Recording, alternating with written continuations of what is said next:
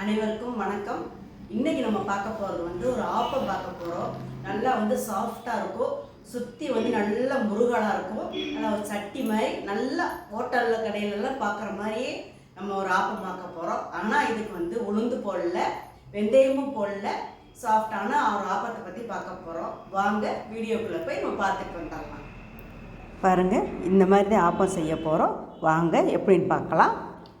இந்த கிளாஸெல்லாம் எடுத்துங்க. இந்த கிளாஸில் 3 கிளாஸ் பச்சரிசி போட்டிருக்கேன். நல்லா தண்ணி ஊற்றி நல்லா கழுகி இந்த பாருங்க, தண்ணி ஊற்றி ஒரு 4 மணி நேரம் ஊறட்டும். நல்லா ஊறிடுச்சு, 4 மணி நேரம் ஆயிடுச்சு. இப்போ தண்ணியை வடிச்சிட்டு கிரைண்டர்லேயோ மிக்சிலையோ அரைச்சி எடுத்துக்கலாம். பாருங்கள், அரைச்சி எடுத்துகிட்டேன். இப்போ நம்ம அரைச்ச மாவுலேருந்து ஒரு கரண்டி எடுத்து போட்டு இந்த கரண்டிலேயே 3 கரண்டி தண்ணி ஊற்றி நல்லா கிண்டி நல்லா கரைச்சிட்டு இப்போ அடுப்பில் பாருங்கள், மிதமான அடுப்பில் வச்சு நல்லா கைவிடாமல் மிதமான அடுப்பில் வச்சுக்கணும். அப்போ அரிசி மாவுக்குன்னு டக்குன்னு கட்டியாக குளக்கட்டை மாதிரி போயிடும். நல்லா பாருங்கள், நல்லா களி மாதிரி நல்லா நல்லா கிண்டியாச்சு. பாருங்கள், நல்லா உருட்டிட்டு வருது பாருங்கள், நல்லா கிண்டியாச்சு. இப்போ இதை எடுத்து நம்ம ஆற வச்சுக்கணும். பாருங்கள், நல்லா ஆறிடுச்சு. இது போல் எடுத்துக்கணும். இப்போ ஒரு மிக்சர் ஜாரில் சாதம், வடித்த சாதம் நம்ம அரிசி எடுத்த அளவுக்கு ஒரு கப் எடுத்துக்கோங்க.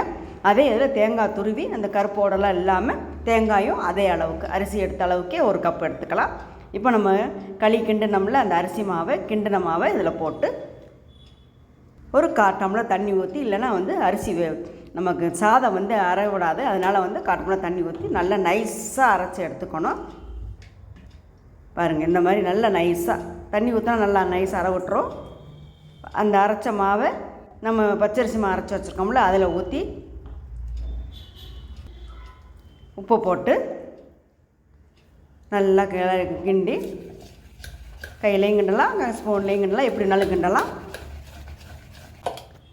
இந்த பக்குவத்துக்கு நல்லா கரைச்சி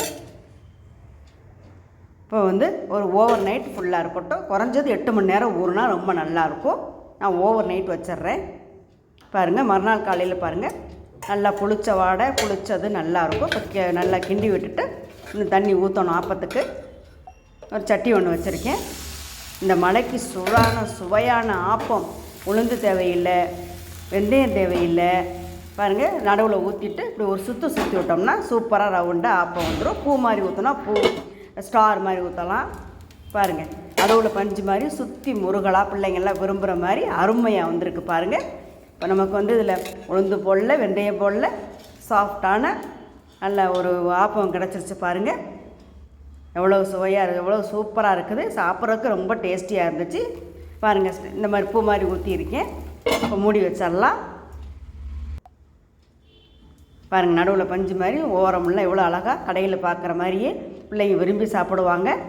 இந்த மலைக்கு சுட சுட சூப்பராக ஊற்றி சட்னி, சாம்பார் எது வேணாலும் வச்சு சாப்பிட்லாம். அருமையாக இருக்கும். நீங்களும் செஞ்சு பார்த்துட்டு எப்படி இருக்குன்னு கருத்துக்களை கமெண்ட் பாக்ஸில் சொல்லுங்கள். இந்த வீடியோ பிடிச்சிருந்தா லைக் பண்ணுங்கள், ஷேர் பண்ணுங்கள், பேச்சு சமையலுக்கு சப்ஸ்கிரைப் பண்ணுங்கள், பக்கத்தில் உள்ள பெல் பட்டனை மறக்காமல் கிளிக் பண்ணுங்கள். அனைவருக்கும் மிக்க நன்றி.